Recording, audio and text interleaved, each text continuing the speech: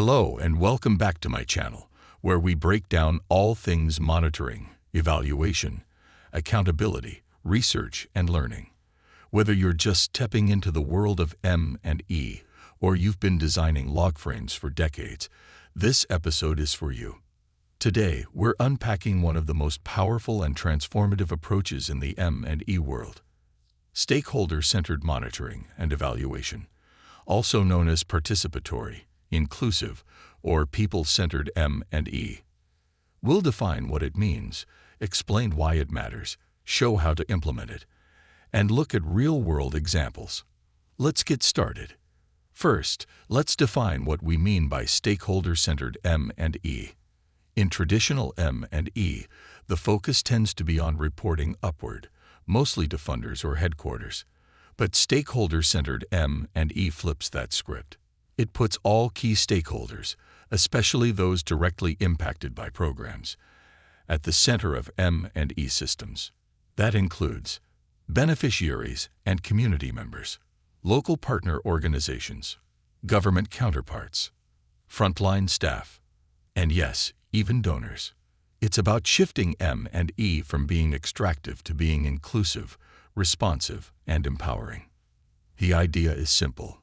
If people are affected by a program, they should have a say in how success is defined, how it's measured, and how findings are used.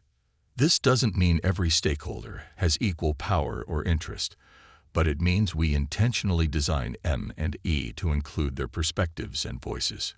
Now let's look at why stakeholder-centered M&E matters and why more organizations are shifting in this direction.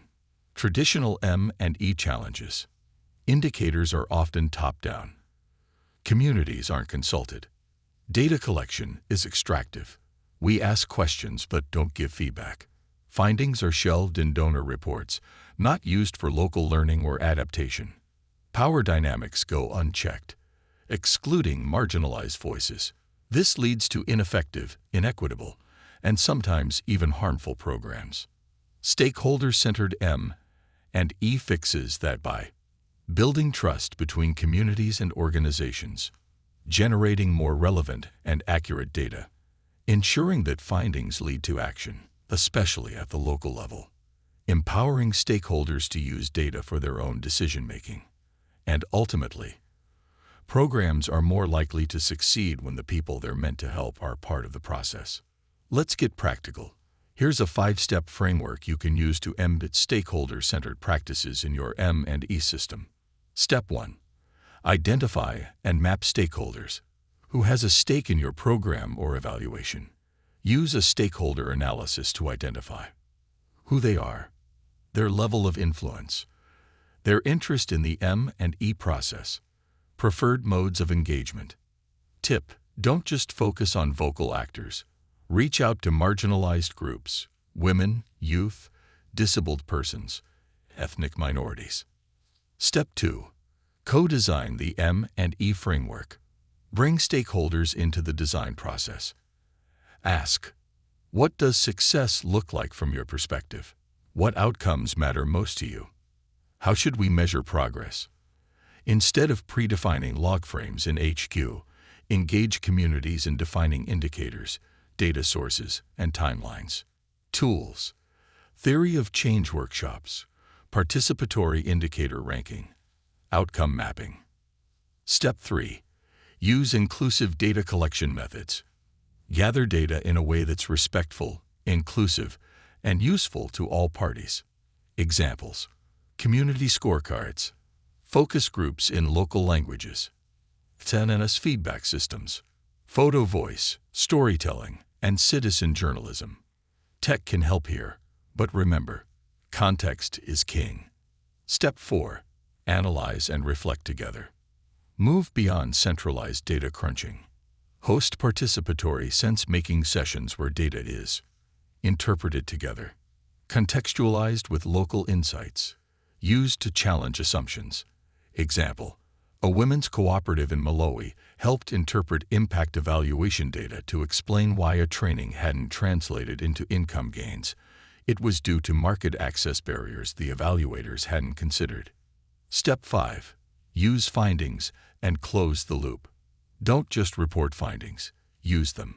Share data in accessible formats, visuals, radio, drama, storytelling. Collaboratively decide how to act on findings. Adjust programs and strategies transparently. Document learning for all levels, local to global.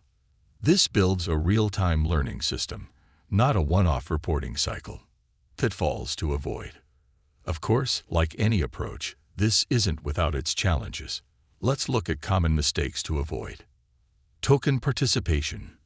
Involving stakeholders just to tick a box, not to genuinely listen. Over-surveying communities. Asking for data repeatedly without any visible benefits or feedback. Ignoring power imbalances. Letting elites dominate community feedback sessions.